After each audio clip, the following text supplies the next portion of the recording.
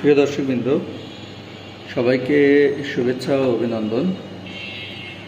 আমাদের problem solve live আমাদের যে কোম্পানিটি রয়েছে সেখানে আপনি কিভাবে কাজ শুরু করবেন।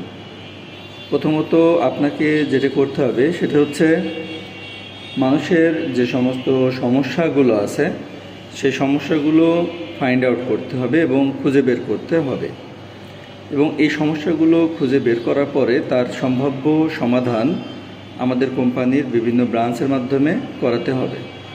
তো তাহলে আমরা বুঝতে পারছি যে আপনাকে কাজটি দুটি স্তরে বা দুই ভাগে করতে হবে।